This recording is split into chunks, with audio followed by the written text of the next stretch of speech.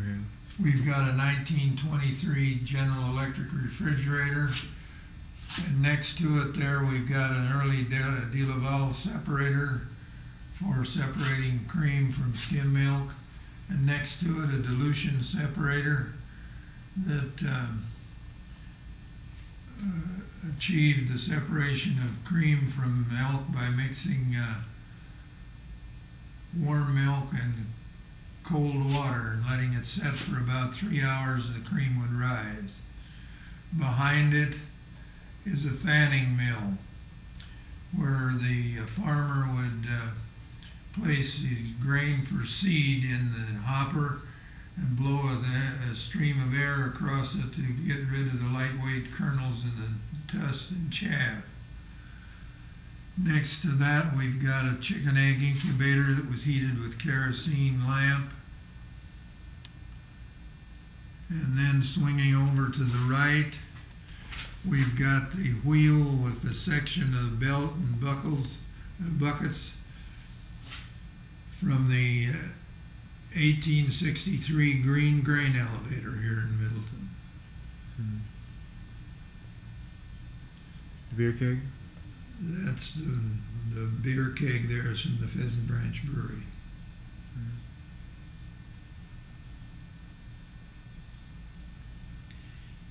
Next to that, we've got a root cutter that was used for chopping up field beets, stock beets, carrots, and rutabagas for feeding to livestock, because if you left them whole, the tendency for cattle and sheep was to try and swallow them, and they would choke on them. So this chipped the vegetation up into about the consistency of potato chips.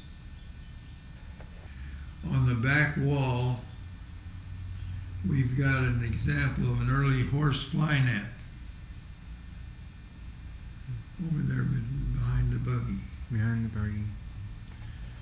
And youngsters have to have an explanation of how that would keep flies off the horse. But it was worn like a blanket, and as the horse moved, the strings would wipe the flies off. Mm-hmm. One of the interesting things in this room is this molten rock that came from the Middleton fire.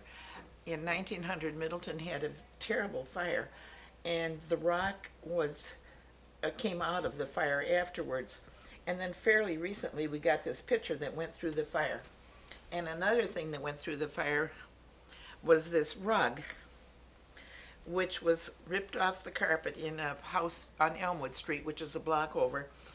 The people who owned the house about a block over on Elmwood Street ripped up the rug, soaked it, and put it on their roof, and actually were able to save the fire. They lived next to a blacksmith shop, and the sparks from the next door shop would go to the house, and if they hadn't done that, they would have lost the house. Another interesting item in this room is this spool table that's made of sewing spools. We always tell the kids when they come through the museum that they wouldn't be able to do this now because spools are no longer made of wood.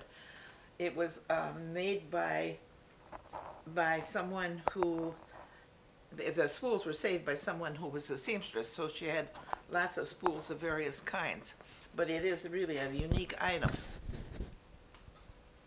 This dollhouse is really something special. It was given to us by the Neesons, but it was originally belonged to Barbara Ramsey. And when we got the dollhouse, she actually spent a lot of time furnishing it. This is the inside of the dollhouse that shows the very small furnishings. And as you can see, the dollhouse is completely furnished. And even such things outside as the washing machine and so on.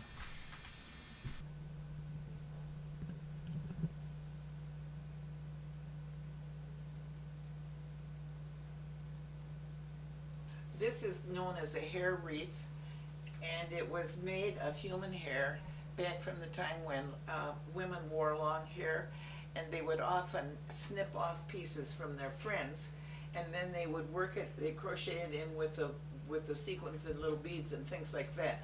Here these were not all that uncommon, but this is one of the largest ones that I've ever seen.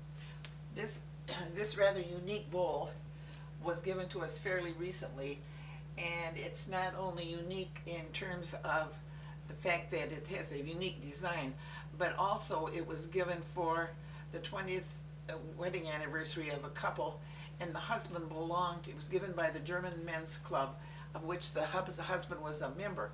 German Men's Club were not all that uncommon back in the day, and Middleton was settled by mostly German and English people, and the men's choir was a fairly common group. The men would get together and sing German songs. This is another item that we got fairly recently. This is a 1924 Atwater Kent radio, and they tell us, the people who gave it to us tell us it was the first radio in Middleton.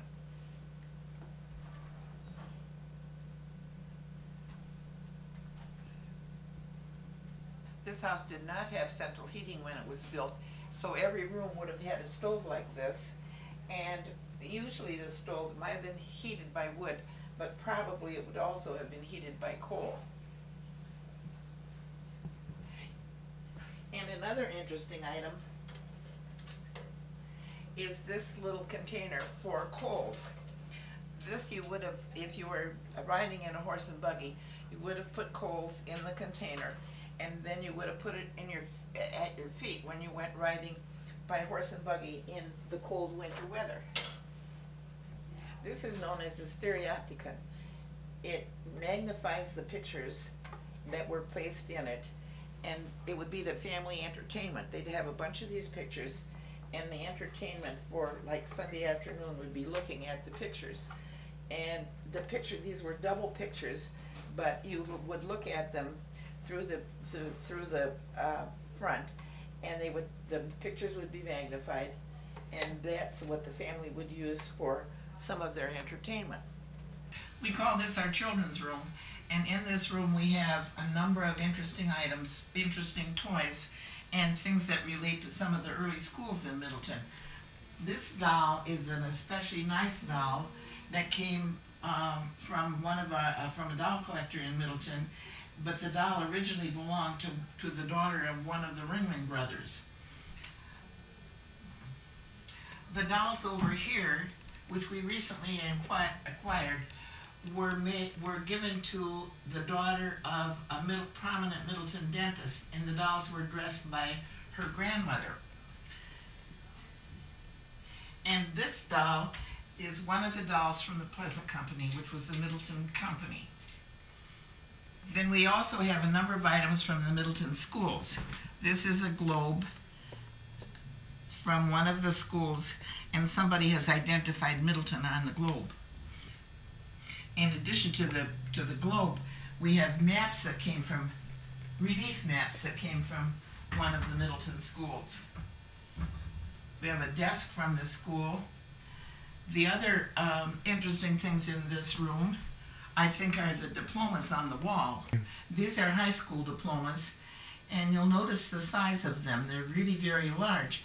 They date from some of them from 1914, at a time when most people didn't graduate from high school, and people who did graduate from high school usually they were so proud of having graduated from high school that they framed their diplomas and hung them on their living room walls.